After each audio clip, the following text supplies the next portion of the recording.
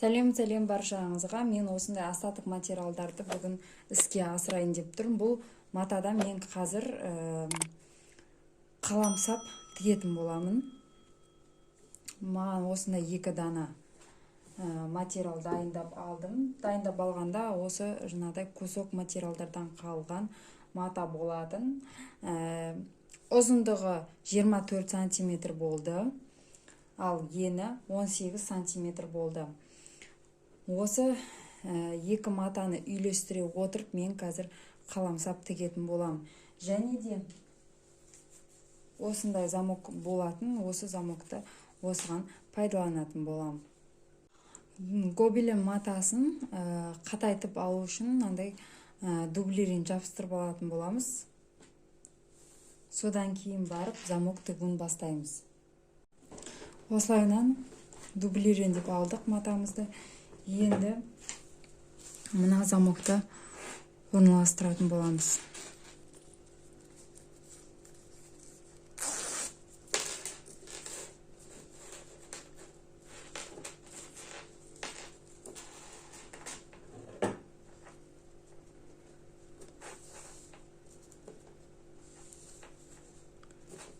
Замогымызды осылайынан қойып, астар матасына женса матасы менде осылайынан инелермен қадап алатын боламын.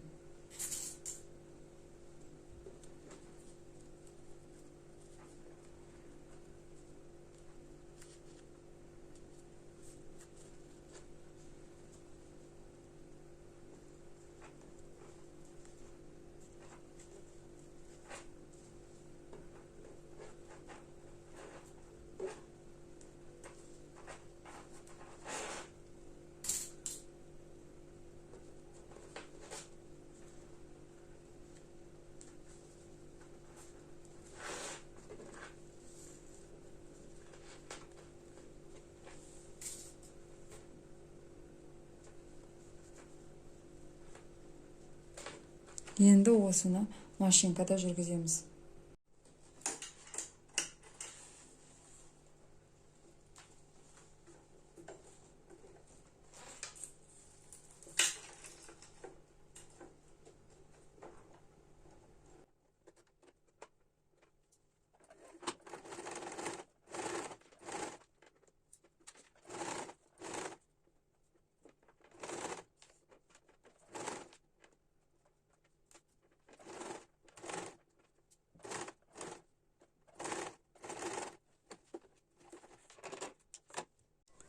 Енді осыны қойып аламыз әуелі. Содан кейін мына замокты былайынан қоямыз. Және астар матаны осы күйде осылайынан қосып тігетін боламыз. Тіккенде мынау 2 ортадан осындай 10 сантиметрдей тілік қалдырып кетеміз, өйткені оң айналдыру керек болады. Сондықтан осылайынан белгілеп аламыз. Әуелі осылай жатқызып, инемен қадап аламыз.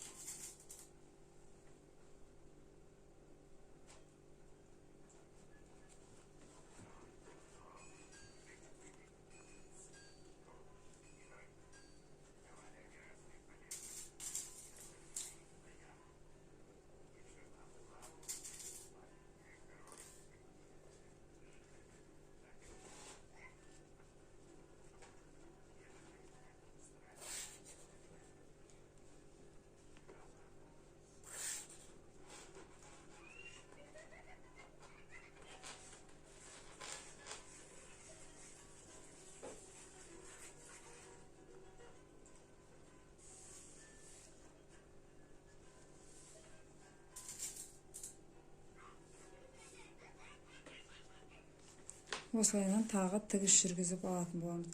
Мына жерден, осы жерден мына жерге дейін, және мына жерден мына жерге дейін тігіп аламыз.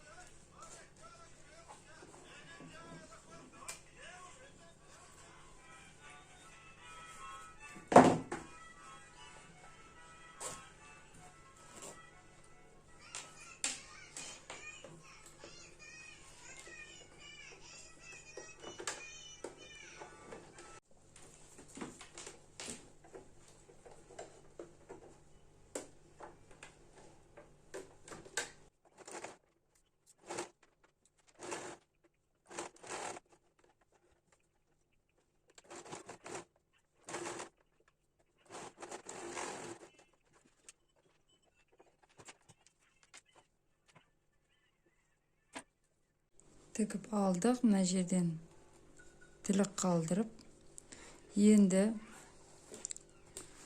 біз замокты реттеп аламыз. Матаны осылайынан қойып,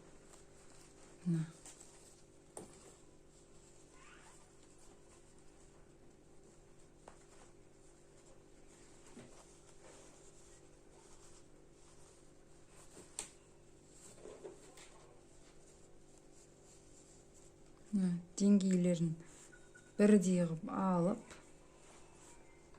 қадап шығамыз. Осы жерден тігетін боламыз.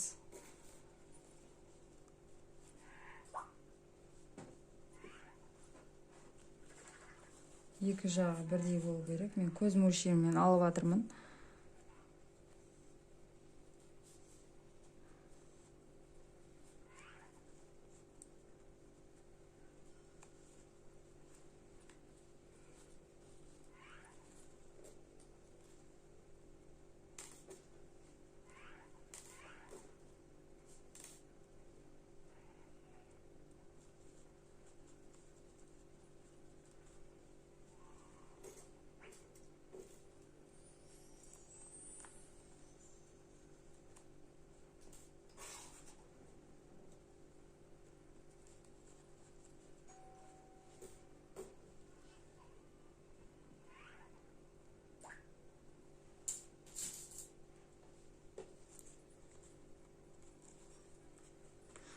Осылайынан екі жағын дәл осындай қылып аламыз да тігіп шығатын боламыз.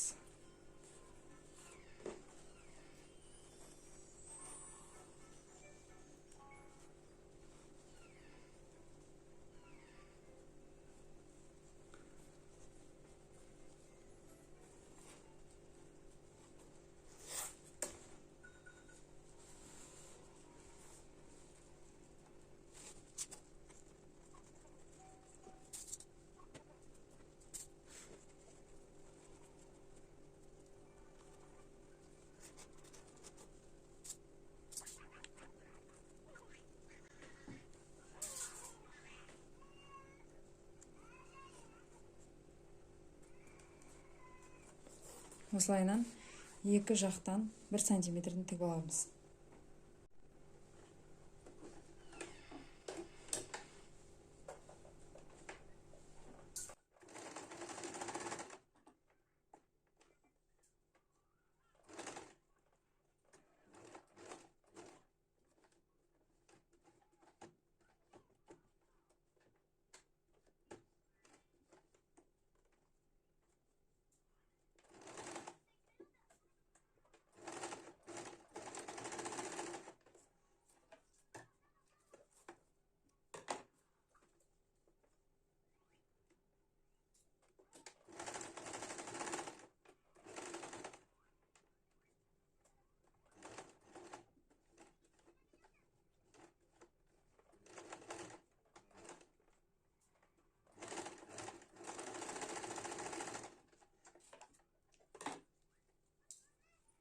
Бізде осылай дайын болды. Енді артық бөліктерін кесіп тастайтын боламыз.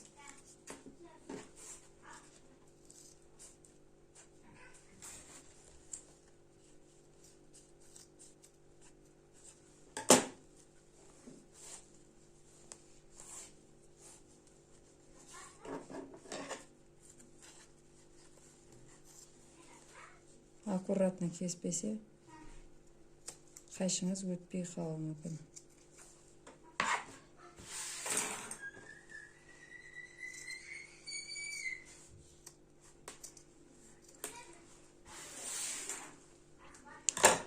Енді осыны біз артық жерлерін кесіп тастаймыз. Осы жерден кесіп тастайтын боламыз.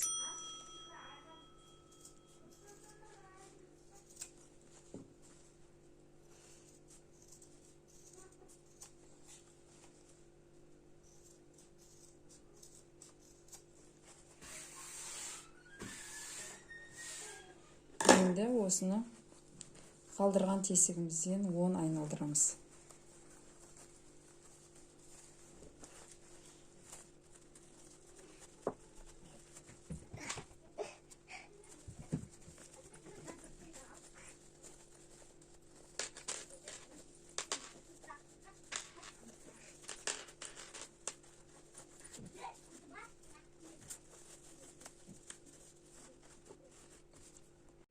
өстіп айналдырып алғаннан кейін біз мынау ішкі жағы болады бізде. Мына жерден где-то 1 сантиметрден былай тігеміз. Осы арадан 1 сантиметр тігіп аламыз. Әр бұрышынан осылайынан 1 сантиметр тігіп алатын боламыз. Сол кезде жаңағыдай не шығады. Және қалдырған тесіктерімізді бітеп алу керек. Әуелі біз бағана қалдырған тесіктерімізді оң жақ бетінен бітеп алатын боламыз. 0,1 мен тігіп аламыз.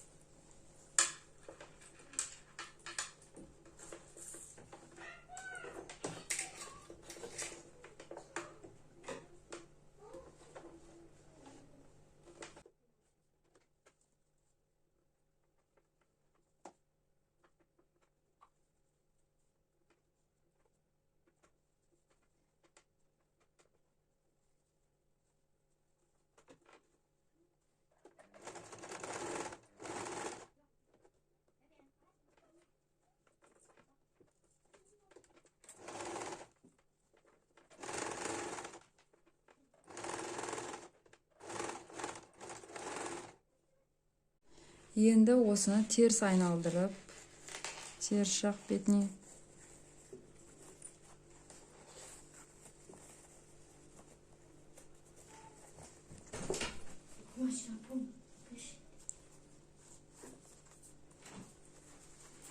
осылайынан бұрыштарын шығарып алып, мына жерден 1 сантиметр тігетін боламыз.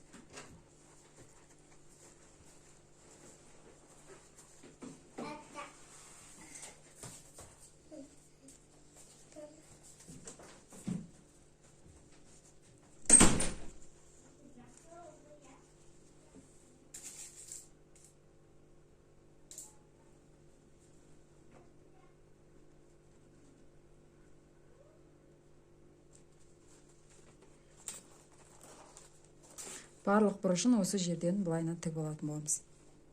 Міне барлық бұрышын мен осылай тігіп шықтым. Енді осылай қалдырсаңыздар да болады, немесе былай бүйтіп тігіп шықсаңыздар да болады. Мен осылай қалдыра салдым.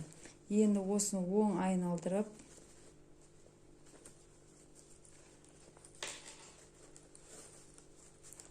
осылайына оң айналдырып аламыз.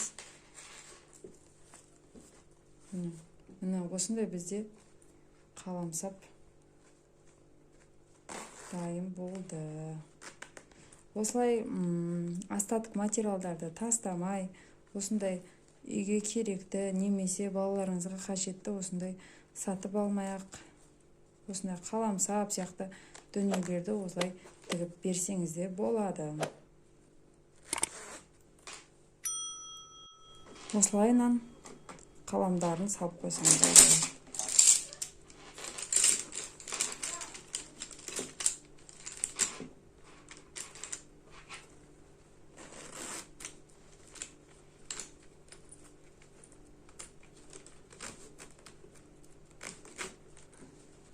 Біздің қаламсабымыз дайын.